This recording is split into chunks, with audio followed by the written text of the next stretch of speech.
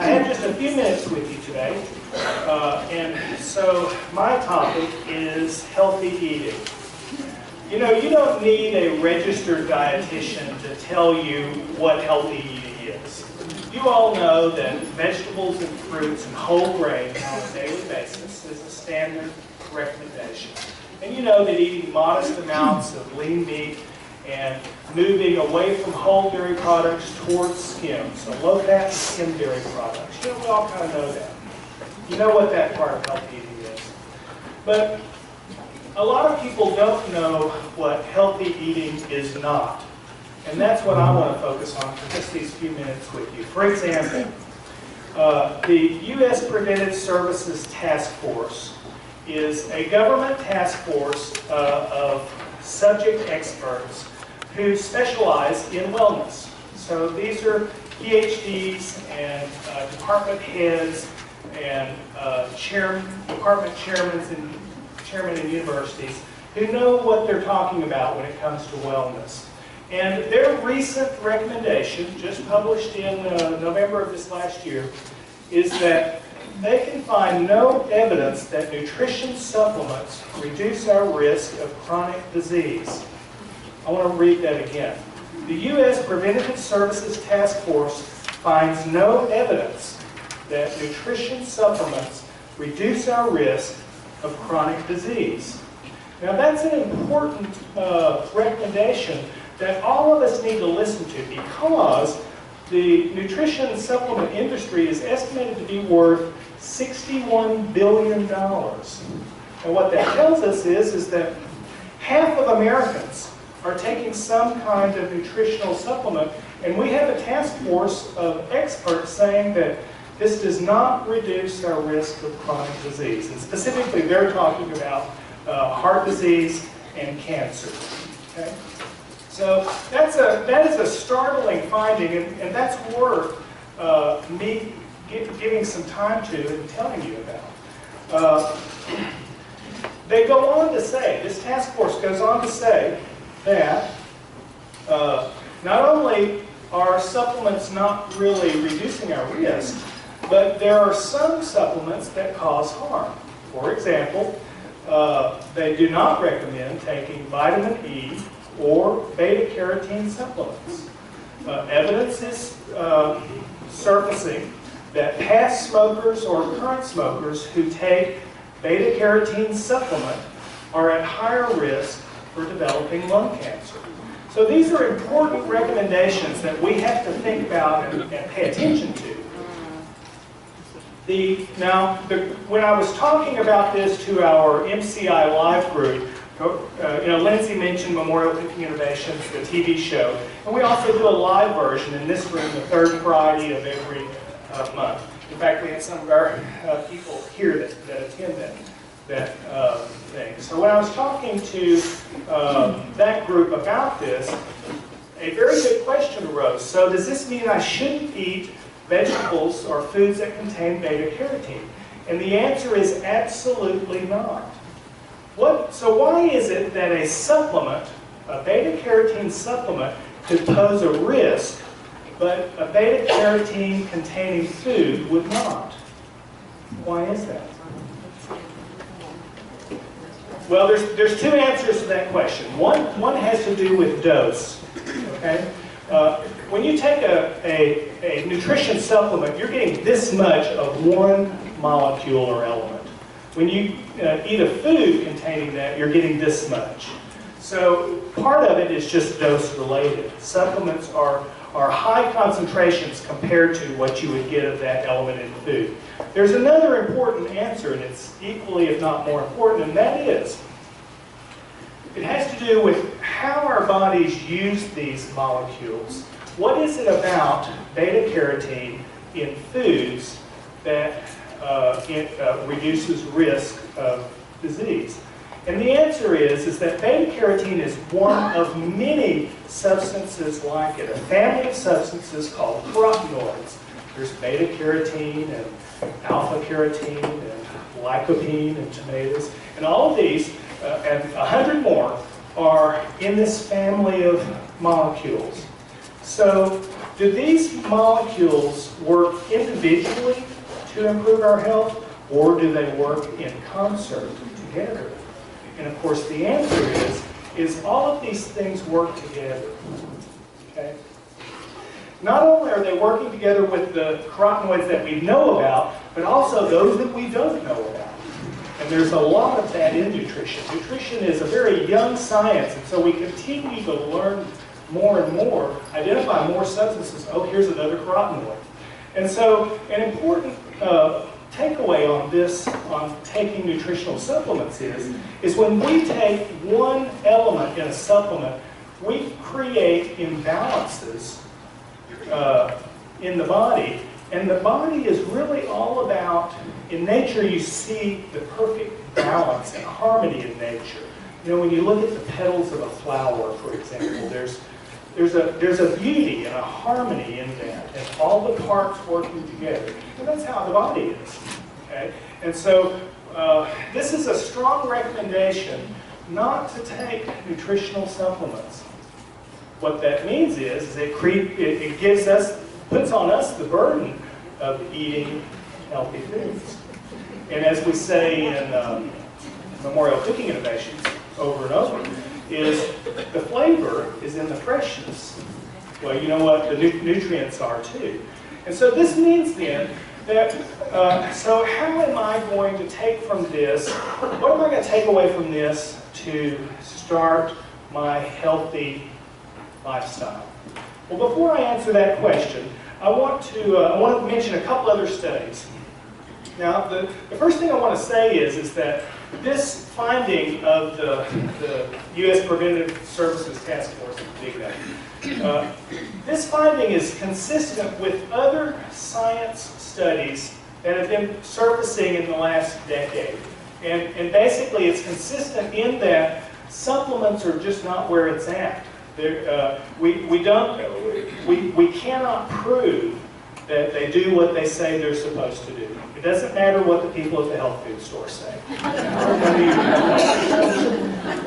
I go to the health food store, but do you know what I buy at the health food store? I buy unsalted pumpkin seeds and unsalted sunflower seeds. I don't buy all of this stuff in bottles. I'm more interested in raw foods, whole foods. Okay? Seeds and nuts are a very nutrient-dense substance. You know, they go in the batch of superfoods with berries. You know, berries are very nutrient-dense. Not just blueberries, all berries. Okay, here's a study that came out in December. This was, get this right here, a British study that showed that people who eat an apple a day, okay, so an apple a day keeps out of the way, so they wanted to explore that. People who eat an apple a day lower their risk of heart disease almost as much as those who take cholesterol-lowering medication. Now that's an important finding. Okay, here's another one. A study published in the medical journal Lancet in November of 12, so this is older, states 30 minutes a day on a treadmill for 5 days a week is just as effective at lowering cholesterol as taking cholesterol-lowering medications. Now, I don't want you all to go home and stop taking your cholesterol medication. That's not the takeaway. But the takeaway is, if I'm walking 30 minutes a day, I'm getting enormous health benefit from that. I'm not only lowering my cholesterol, I'm lowering my blood pressure, I'm firming up my legs and hips, I'm sleeping better, this is a healthy way to deal with stress. Grady, you're probably going to cover some of these things, so I'm not going to say too much about that. But the point is, the takeaway is, you can go back to your doctor and say, I've implemented some lifestyle changes. He's going to say, what? And you're going to say, well, I'm starting to eat fresh fruit every day, and I'm walking for 30 minutes every day. And what I'd like you to do, Doc, is monitor my cholesterol, and if it starts to go down, maybe we could reduce my dose. Now, that would be an appropriate way to deal with that. So don't just go stop taking medicine without talking to him first. Okay. Another takeaway from these studies that I'm telling you about is that very small changes in lifestyle yield really big results in the body. And you see this in, it doesn't matter how you slice this, as Manny would say. You see it in a lot of different studies. For example, well, let me move on, because I'm on a time schedule. I want to give you all time to talk to Grady, but very small changes. So if I'm going to, let's say, okay, it's a new year, I've decided I'm going to go on that diet, I'm going to lose that 10 pounds. All right.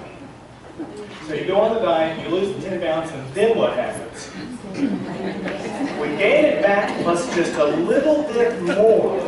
Because your body is saying, it's done this to me before. I'm gonna hold on to everything I've got, because I know what she's gonna do. All right. We know that strategy doesn't work. So I'm here to propose another one. Okay, let's toss out the diet. I call this the diet notion. And there's a fallacy in this notion. And that is, the fallacy is that every diet has a beginning and an end. So that's what makes it not work. Rather, the strategy is I'm going to adopt healthy lifestyle habits, and I'm going to do it one at a time. So instead of going on a diet this year, I'm going to eat a piece of fresh fruit every day. It doesn't just have to be apples, by the way. This study, when you read the fine print, apple a day was the reason they did that. But all fruits have wide ranges of not only nutrients, but health-promoting elements. All fruits have fiber. Fruits are very low calorie. If I'm going to eat an apple a day, not only am I going to do that, but I could eat a small apple before I go out to to dinner time, like about 4 o'clock. What's that going to do? I'll eat less. That's right. Yeah. If we're going to celebrate and I don't want to eat too much, I'm going to eat that apple then. Okay. So it's all about how we adopt these habits, and these are things that cause us to lose weight without trying.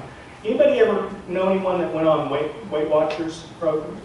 That's one of the most successful programs. And the reason is because their premise is balanced meals. You're never hungry because you always have foods to eat. And there's support. These are basic techniques for us to maintain, stay plugged into our program. And whether it's Weight Watchers or I'm just adopting one habit at a time, I still want to stay plugged into that. I still want to be motivated to keep eating that apple a day. I want to keep walking that 30 minutes 5 days a week. Finding someone to walk with is, of course, a good way to do that. And so, other small changes that I could make. Okay, if I eat a lot of cheese or milk, these are actually very important foods because dairy foods have 3 minerals that lower blood pressure. We know that sodium raises blood pressure. But dairy foods have calcium, magnesium, and potassium. And these minerals lower blood pressure. Now, at the same time, dairy foods, whole dairy foods, are high in saturated fat and cholesterol. So that's why you heard me say moving from whole dairy foods to skim is what we all want to do. But that's another change that I could make. I'm going to get used to drinking skim milk. If you all read my column in the newspaper, does anybody see my column in the newspaper? Okay. That column currently is in 8 East Texas newspapers. And there was one column entitled Developing Your Palate. Do you remember that one? The premise is my palate adapts to what it's exposed to. So, wine drinkers say, well, I'm developing my palate, but that means that they're getting used to drinking bolder flavors. You know, initially, you don't like this wine, but the more you drink it, the more you like it. Well, that's true for skim milk. If you're not a milk drinker, then this doesn't apply to you. But for people who drink, you know, men think they're entitled to drink whole milk. Have you ever noticed that? I don't know why men feel that way. Grady, do you feel that way? Good for you. Good for you. For some reason, men get their ego into this decision. You know, as a dietitian, I encounter this all the time. You all, if you have husbands, you know what I'm talking about. But the reality is I really need to be drinking skim milk. Okay?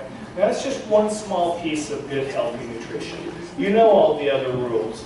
In your packet, I also included a Mediterranean food guide pyramid, and I included a DASH eating plan. Both of these are eating plans that are recommended. You know, there's a lot of diet stuff out there that is just not really recommended, okay? For one reason or another. Any diet that greatly reduces what foods you eat. Any diet that leaves out significant food groups, like, for example, whole grains.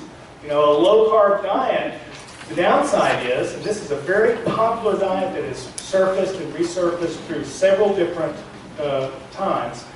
The downside is when I'm reducing, when I'm not eating whole grains, I'm missing significant nutrients that my body is meant to use. And I may not be replacing those with other foods. Okay? And so, if you want to do a low-carb diet, then do the no sweets. You know, that's the carbs we don't need to eat. Sodas and candy and sugar. But potatoes and pasta are good foods. And a lot of people, they don't want to believe that. But you know, that's how the truth is. A lot of people don't want to believe the truth. And a registered dietitian, it doesn't matter where you talk to them, they're all going to tell you that same thing. Now, they're not going to tell you that in the health food store. Okay? And I'm not knocking the health food store, I'm just telling you my experience. Because it's a common myth that carbohydrates are bad. That's not true. Simple carbs are. Sweets. And the only reason they're bad is not because sugar is evil or metabolically does bad things. It's because it's too high in calories. And my goal is to not eat more than I can walk off today. You know? I need to eat what I'm going to walk off today. Because anything I don't walk off, what happens? It gets stored. And for me, it's going to get stored right here. Now for y'all, it's going to get stored right here. And that's hormonal. That's what makes us different. But let me also tell you, when we're talking about what gets stored right here, belly fat, you know, we used to think that fat was just this inert substance that just didn't do anything. That's actually not true. It depends on what kind of fat. Belly fat is metabolically very active. It's busy secreting all kinds of nasty hormone-like substances that cause all kinds of problems. One of them is it makes me not use my insulin like I should. Y'all know insulin is the hormone that we use to control our blood sugar. Okay? When my belly gets too big, and this is whether I'm a man or a woman, when my belly gets too big, I'm at higher risk for diabetes. Now, when I get on that walking machine, treadmill, I always call it the walking machine.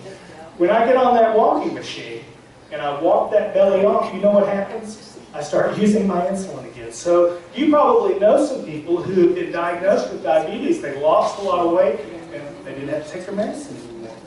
That's what we do in the Polk Center all the time. The Polk Center specializes in diabetes education. And so belly fat is a really bad thing metabolically in terms of our health. And so this is something that we want to work on.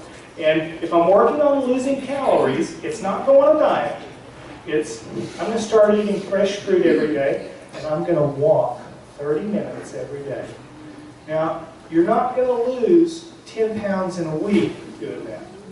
But you'll lose a pound here and a pound there, the same way that you gained it in the first place. You know, your body works very slowly like that. And you know what?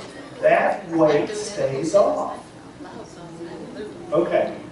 Okay, so I'm not going to go over the DASH diet or the Mediterranean diet. I'm just going to tell you that both of these, the Mediterranean diet is associated with longevity, living longer, and lower risk of heart disease. And the DASH diet was originally designed, it came from dietary approaches to stop hypertension. This was a huge study done 20 years ago. And what they showed was that eating lots of fruits and vegetables, whole grains, including the skim dairy products, actually did lower blood pressure, and it lowers it pretty fast. When you adopt this eating plan, your blood pressure goes down about 6 points in the first 2 weeks. That's the systolic number, the top number. And so these are effective plans to improve our health. So I've given you a couple of things today.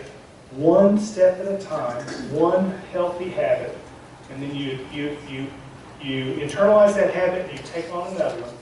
And then if you want more information on healthy living, DASH diet or Mediterranean diet are good examples of that.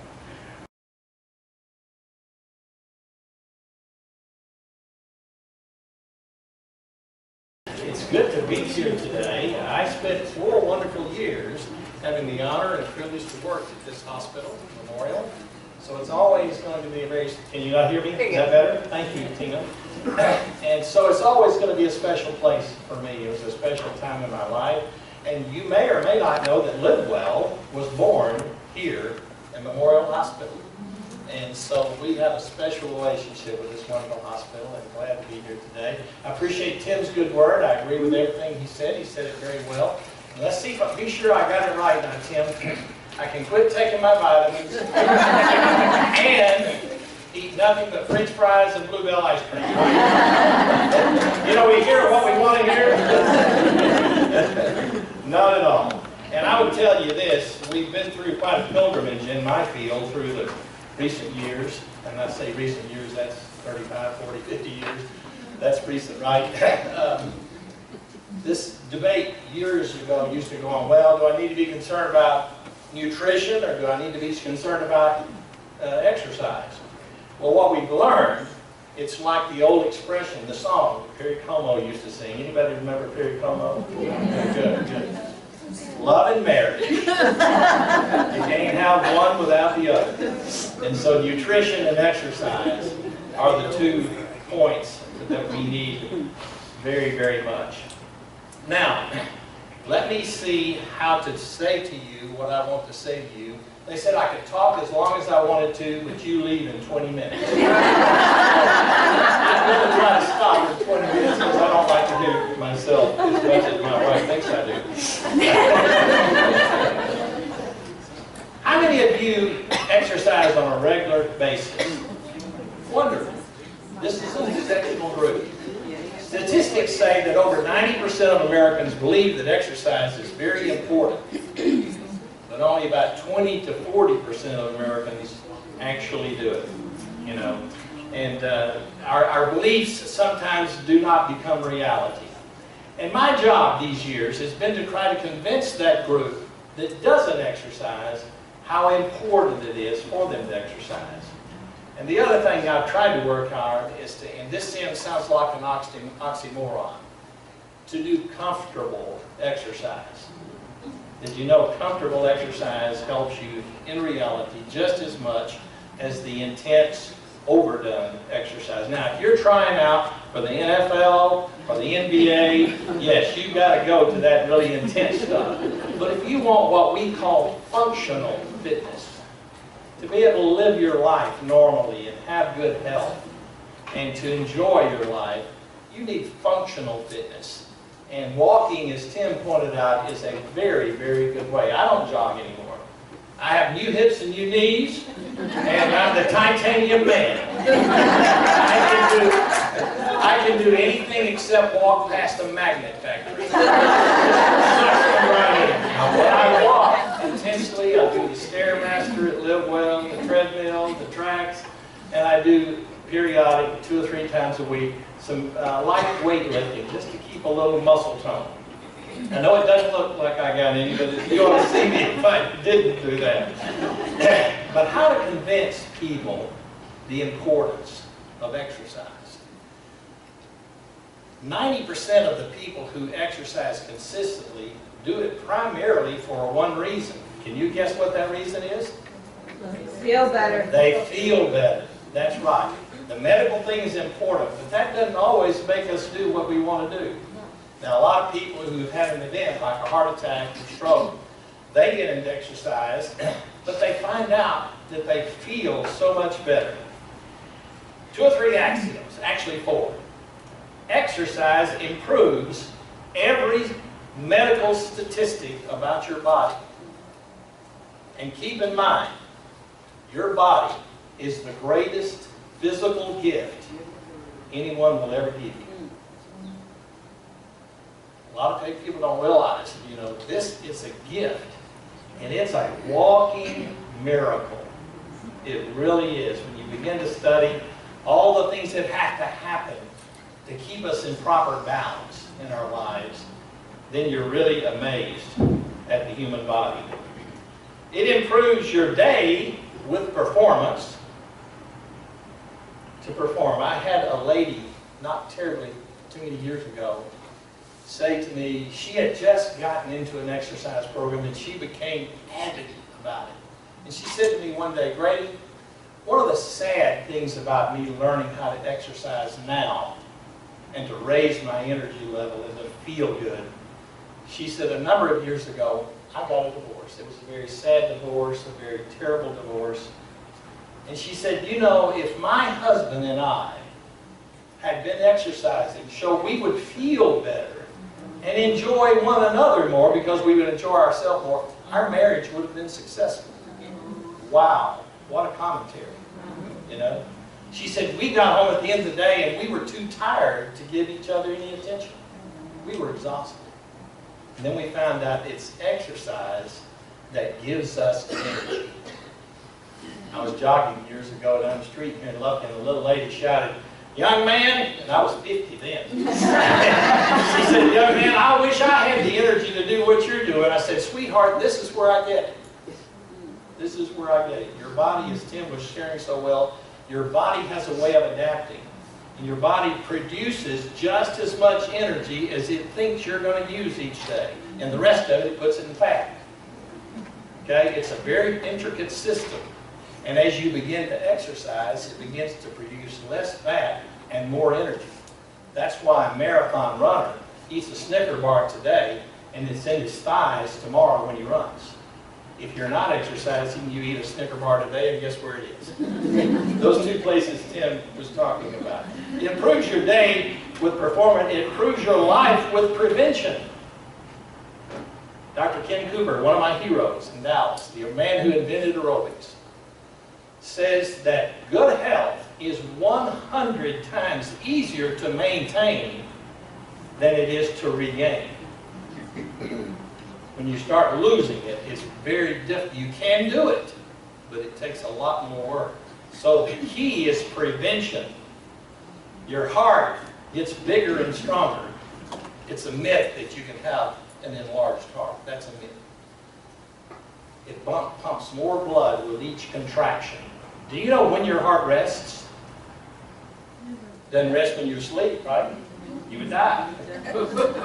It rests between beats.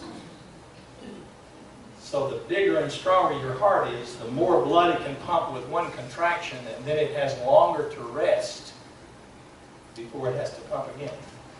One of my favorite professors in graduate school, I tried to get him to exercise. He wouldn't exercise. And he said, I believe that God made us with just so many heartbeats. And when you use up those heartbeats, you die. I said, doctor, I said, I don't really believe that, but you're a lot smarter than I am. But let's look at one thing. Let's check your resting heart rate. We counted it for 15 seconds. His was 85 beats a minute. I said, let's check mine. Mine was 43 beats a minute. I said, doctor, that means your heart is beating twice as many times each day than mine. He said, I knew I didn't want to talk to you about that.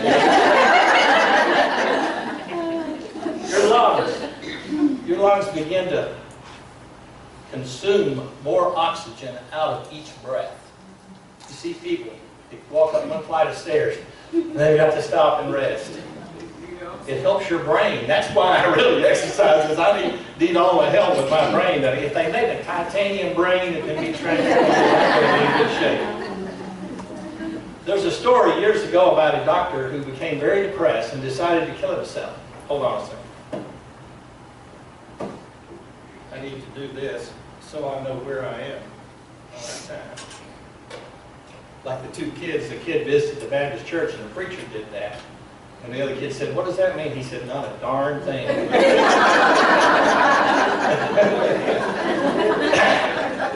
This doctor became so depressed, he decided he was going to kill himself. But he didn't want anybody to know that he was going to kill himself.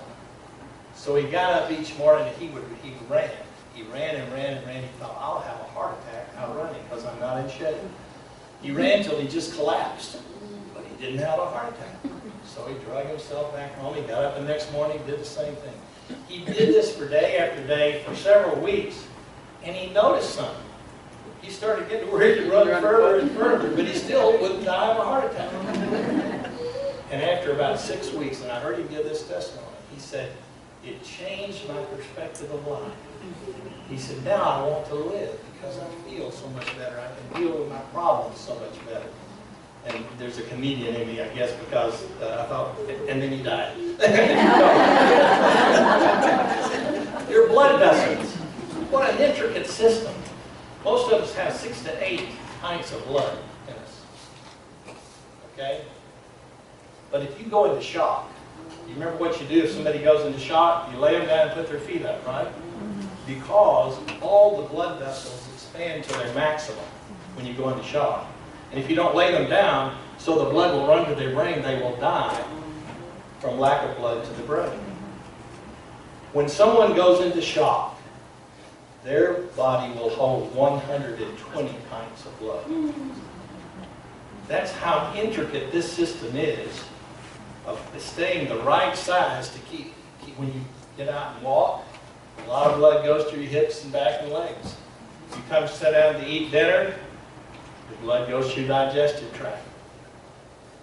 But if you get those blood vessels in shape, a blood vessel is a cylindrical muscle. It contracts and opens to feed the blood where it needs to be. Exercise strengthens those blood vessels. Cholesterol, glucose, your immune system, your energy level, all of these things are determined by your activity level, your posture, yourself, even your sex life. Did you know that? It can help control the hormones in your... Of course, none of y'all are interested in that. I'm kidding. That great philosopher, Tom Landry. Anybody remember Tom Landry? He said, "Fatigue makes cowards of us all." When you're tired, you can drop your pencil, it rolls under the desk, and I can lose my religion.